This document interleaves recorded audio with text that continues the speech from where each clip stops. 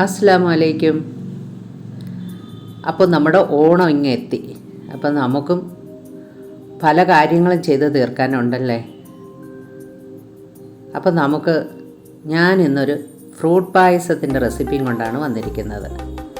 എൻ്റെ കയ്യിൽ കുറേ ഫ്രൂട്ട്സ് ഉണ്ടായിരുന്നു. അപ്പം ഞാൻ അതുകൊണ്ടാണ് ഈ പായസം ചെയ്യുന്നത്. അപ്പം ഞാൻ എടുത്തു വച്ചിരിക്കുന്നത് ആപ്പിള്, മാമ്പഴം, ഏത്തപ്പഴം, ഈന്തപ്പഴമായിട്ടല്ല, ഒരു അല്പം പഴുക്കാത്തതാണ് എടുത്ത് വച്ചിരിക്കുന്നത്. പിന്നെ പ്ലം എടുത്തിട്ടുണ്ട്.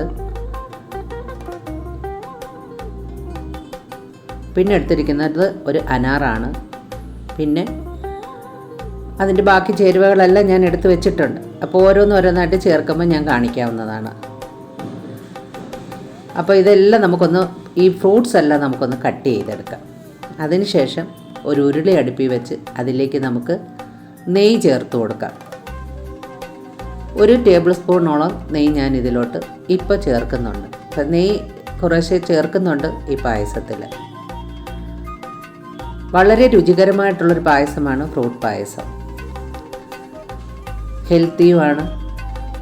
ആ ഒരു രീതിയിൽ തന്നെയാണ് ഞാൻ ഈ പായസം ചെയ്യുന്നത്.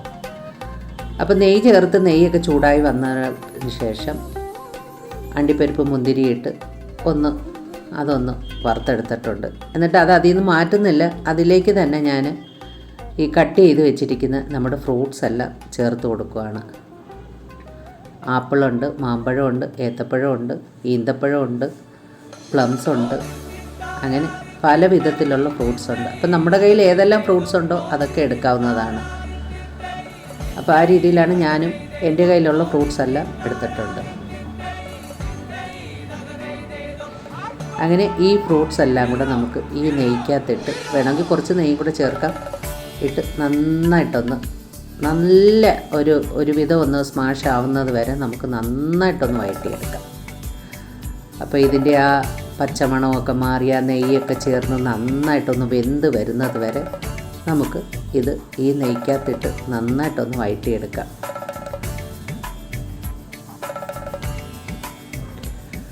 ഓണം ആകുമ്പോൾ പലതരത്തിലുള്ള പായസങ്ങളും പ്രഥമനുകളും ഒക്കെയാണ് നമ്മൾ യൂട്യൂബിലും അല്ലാതെയും TV ചാനലുകളിലും ഒക്കെ കാണാറുള്ളത്. കാരണം സദ്യയ്ക്ക് പ്രധാനം പായസവും പ്രഥമനൊക്കെ തന്നെയാണ്.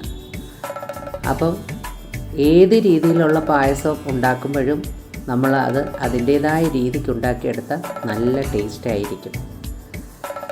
അപ്പോൾ അങ്ങനെയാണ് ഞാൻ ഈ ഫ്രൂട്ട് പായസം തയ്യാറാക്കാമെന്ന് വിചാരിച്ചത്. അപ്പോൾ ഒരു വ്യത്യസ്തമായിട്ടുള്ളൊരു പായസം ചെയ്യണമെന്ന് തോന്നിയതുകൊണ്ടാണ് ഫ്രൂട്ടെല്ലാം കൂടെ എടുത്തൊരു പായസം ചെയ്യാമെന്ന് കരുതിയത്. ഇനി നമ്മളിതിലേക്ക് ചേർക്കുന്നത് പാം ജാഗിരി, അതായത് പനങ്കൽക്കണ്ടാണ് നമ്മളിതിലേക്ക് ചേർക്കുന്നത്. കരിപ്പെട്ടിയല്ല, പനം കൽക്കണ്ടാണ് നമ്മളിതിലേക്ക് ചേർക്കുന്നത്. അപ്പോൾ ഞാനിപ്പോൾ എൻ്റെ കയ്യിലുള്ളത് കൊണ്ടാണ് ചേർത്തത്. ഇല്ലെങ്കിൽ ഇതിലേക്ക് നമുക്ക് ശർക്കരയോ പഞ്ചസാരയോ എന്താണ് ഓരോരുത്തർക്ക് ടേസ്റ്റിന് ഇഷ്ടമെന്ന് വെച്ചാൽ അതനുസരിച്ച് ചേർക്കാം.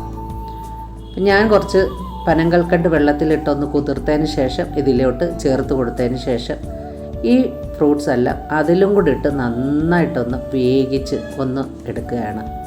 അപ്പോൾ ആ മധുരമൊക്കെ ഈ ഫ്രൂട്ടിലോട്ടൊന്ന് കയറി പിടിക്കത്തക്ക രീതിയിലാണ് ഞാനിത് നന്നായിട്ട് വഴറ്റിയെടുക്കുന്നത്. അതിനുശേഷം നമുക്ക് ഇതിലേക്ക് എടുത്തു വെച്ചിരിക്കുന്ന പാലൊഴിച്ച് കൊടുക്കാം. അപ്പോൾ പാലൊഴിക്കുമ്പോൾ ഫ്രൂട്ട്സ് ആയതുകൊണ്ട് തന്നെ പാലിനൊരു വ്യത്യസ്തത കാണും എന്ന് കരുതി അത് പിരിഞ്ഞു പോയെന്നൊന്നും നമ്മൾ വിചാരിക്കേണ്ട കാര്യമില്ല. അത് എല്ലാം സെറ്റായി വരുമ്പോഴത്തേക്ക് പായസം നല്ല ടേസ്റ്റായിരിക്കും. ഇപ്പം നമുക്ക് അങ്ങനെ കണ്ടാലും എല്ലാം ബാക്കിയുള്ള ചേരുവകളൊക്കെ ചേർത്ത് സെറ്റായി വരുമ്പോഴത്തേനും പായസം നല്ല ടേസ്റ്റായിരിക്കും. ഇനി ഇതിലേക്ക് വേവിച്ച് വെച്ച ചവ്വരി ചേർത്ത് കൊടുക്കാം. ആ ചവ്വരിയും കൂടെ ചേർത്ത ശേഷം നന്നായിട്ട് ഇളക്കി യോജിപ്പിച്ച് ഇളക്കി കൊടുത്തുകൊണ്ടേയിരിക്കാം.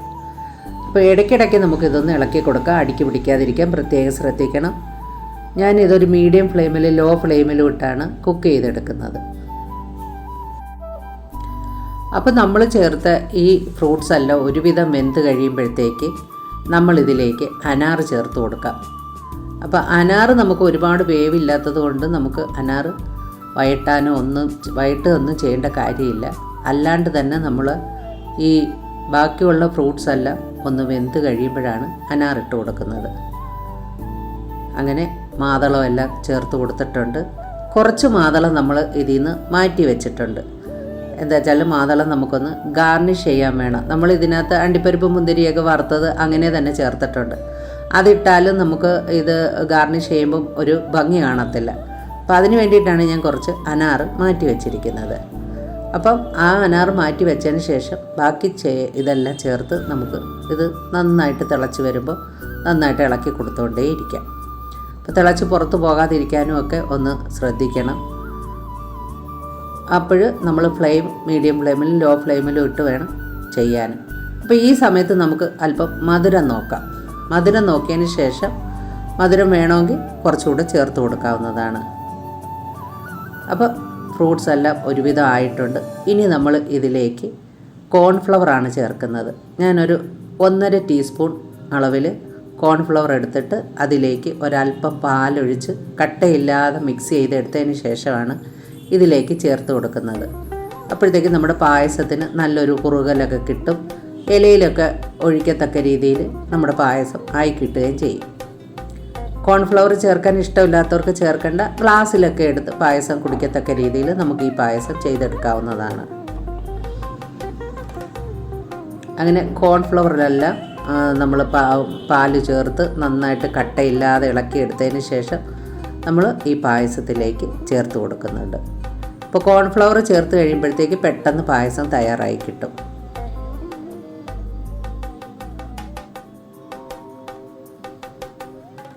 വീണ്ടും നന്നായിട്ട് ഇളക്കി കൊടുത്തുകൊണ്ടേയിരിക്കാം. അപ്പോൾ ഇളക്കി കൊടുക്കുമ്പോഴത്തേക്ക് പായസത്തിന് നല്ലൊരു കുറുകലൊക്കെ വന്ന് തുടങ്ങും. കോൺഫ്ലവറൊക്കെ ചേർത്ത ശേഷം പായസം ഒന്ന് കുറുകി തുടങ്ങി കഴിയുമ്പോഴത്തേക്ക് നമുക്കിതിലേക്ക് വേണമെങ്കിൽ നെയ്യ് ചേർത്ത് കൊടുക്കാവുന്നതാണ്. അപ്പോൾ ഞാൻ ഒരുവിധം നന്നായിട്ട് കുറുകിയതിന് ശേഷം ഞാനിതിലേക്ക് 1 ടേബിൾ സ്പൂൺ അളവിൽ നെയ്യ് പല തവണയായിട്ട് ചേർത്ത് കൊടുക്കുന്നുണ്ട്. നെയ്യ് ചേർക്കുന്നതനുസരിച്ച് പായസത്തിൻ്റെ ടേസ്റ്റ് കൂടുന്നതാണ്. അപ്പോൾ എല്ലാം കറക്റ്റ് അളവിലായിരിക്കുമ്പോഴാണ് നമ്മുടെ ഈ ഫ്രൂട്ട് പായസത്തിന് നല്ല ടേസ്റ്റ് വരുന്നത്. പിന്നെ അതുപോലെ തന്നെ നമുക്ക് ഈ പായസം ചവച്ച് കുടിക്കാവുന്നതാണ്. പായസം ചവച്ച് നമുക്ക് കഴിക്കാവുന്നതാണ്. ഫ്രൂട്ട്സ് എല്ലാം ഒരുവിധം വെന്തും ഒരുവിധം വേകാതെയും കിടക്കുന്നതുകൊണ്ട് നമുക്ക് ഈ പായസത്തിൻ്റെ ഫ്രൂട്ട്സ് എല്ലാം നമുക്കെടുത്ത് ചവച്ച് പായസം കുടിക്കാവുന്നതാണ്. അതും ഒരു പ്രത്യേകതയാണ്. ഇനി നമുക്കിതിലേക്ക് ചതച്ച് വെച്ചിരിക്കുന്ന ഏലക്ക ചേർത്ത് കൊടുക്കാം. ഞാനൊരു 4-5 ഏലക്ക ചതച്ച് ഇതിലേക്ക് ചേർത്ത് കൊടുക്കുന്നുണ്ട്. അതിനുശേഷം ചേർക്കുന്നത് ഒരല്പം ചുക്കുപൊടിയാണ്. ഒരു നുള്ളു ഉപ്പും കൂടി ഞാൻ ഇതിലേക്ക് ചേർക്കുന്നുണ്ട്. അപ്പോൾ ഇതെല്ലാം ചേർത്തതിന് ശേഷമാണ് നമ്മളിതിലേക്ക് കണ്ടൻസ്ഡ് മിൽക്ക് ചേർത്ത് കൊടുക്കുന്നത്. അപ്പം കൂടുതൽ മധുരത്തിനും കൂടുതൽ ടേസ്റ്റിനുമായിട്ടാണ് കണ്ടൻസ്ഡ് മിൽക്ക് ചേർക്കുന്നത്. അപ്പം നമ്മളിതിലേക്ക് പഞ്ചസാര ഒന്നും ചേർത്തിട്ടില്ല. നമ്മൾ പാം ജാഗരിയും നമ്മൾ കണ്ടൻസ്ഡ് മിൽക്ക് മാത്രമാണ് മധുരത്തിന് ചേർത്തിരിക്കുന്നത്. പിന്നെ ഫ്രൂട്ട്സിൻ്റെ മധുരവും കൂടെ ചേർത്താണ് ഈ പായസത്തിൻ്റെ മധുരം ബാലൻസ് ചെയ്യുന്നത്. അപ്പോൾ ഇനി നമുക്കിതിലേക്ക് കണ്ടൻസ്ഡ് മിൽക്ക് ചേർത്ത് കൊടുക്കാം. ഞാൻ 1 ടിൻ അളവിൽ ചേർക്കുന്നുണ്ട്. അവസാനമായിട്ടാണ് കണ്ടൻസ്ഡ് മിൽക്ക് ചേർത്ത് കൊടുക്കുന്നത്. എന്നിട്ട് നന്നായിട്ട് ഇളക്കി യോജിപ്പിച്ചെടുക്കാം. അതിനുശേഷം നമുക്ക് തീയെല്ലാം ഓഫ് ചെയ്ത ശേഷം നമ്മൾ എടുത്തു വെച്ചിരിക്കുന്ന അനാറ് കൊണ്ട് ഗാർണിഷ് ചെയ്യാം. അങ്ങനെ വളരെയധികം രുചികരമായിട്ടുള്ള ഈ ഓണത്തിന് തയ്യാറാക്കാൻ പറ്റിയ ഫ്രൂട്ട് പായസമാണ് ഇവിടെ തയ്യാറായിരിക്കുന്നത്. അപ്പം ഈ വീഡിയോ നിങ്ങൾക്ക് ഇഷ്ടപ്പെട്ടാൽ ലൈക്ക് ചെയ്യണം, ഷെയർ ചെയ്യണം. ആദ്യമായിട്ട് കാണുന്നവരാണെങ്കിൽ ഒന്ന് സബ്സ്ക്രൈബും കൂടെ ചെയ്യണേ.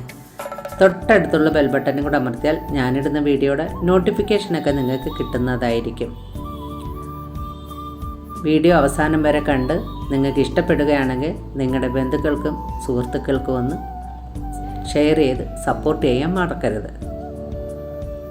അങ്ങനെ സ്വാദിഷ്ടമായ ഇലയിൽ വിളമ്പിയെടുക്കാൻ പറ്റുന്ന നമ്മുടെ ഫ്രൂട്ട് പായസം ഇവിടെ തയ്യാറായിട്ടുണ്ട്. അല്ലെങ്കിൽ ഫ്രൂട്ട് പ്രഥമൻ ഇവിടെ തയ്യാറായിട്ടുണ്ട്. അപ്പോൾ ഈ ഓണത്തിന് ഫ്രൂട്ട് പായസം ഉണ്ടാക്കുന്നവർ, ഇതുപോലെ ഉണ്ടാക്കുന്നവർ ഫീഡ്ബാക്ക് തരാൻ മറക്കരുത്. ഈ പായസം ഉണ്ടാക്കാൻ ഞാൻ എടുത്തിരിക്കുന്ന ഫ്രൂട്ട്സ് തന്നെ വേണമെന്നില്ല, വേറെയും പലതരത്തിലുള്ള ഫ്രൂട്ട്സുകൾ വെച്ച് നമുക്കിത്, അധികം പുളിയുള്ള ഫ്രൂട്ട്സ് എടുക്കരുതെന്നേ ഉള്ളൂ. അല്ലാതുള്ള ഏത് ഫ്രൂട്ട്സ് വെച്ച് വേണമെങ്കിലും നമുക്ക് ഈ പായസം ഉണ്ടാക്കാവുന്നതാണ്. അപ്പോൾ ഞാൻ എടുത്തിരിക്കുന്ന ഫ്രൂട്ട്സ് തന്നെ വേണമെന്നില്ല, നിങ്ങളുടെ കയ്യിലുള്ള ഏത് ഫ്രൂട്ട്സ് വെച്ചിട്ടായാലും നമുക്ക് ഈ പായസം തയ്യാറാക്കാവുന്നതാണ്. അപ്പം അഡ്വാൻസ്ഡ് ഹാപ്പി ഓണം. ഇനി അടുത്തൊരു റെസിപ്പിയായിട്ട് കാണുന്നവരെ ബൈ.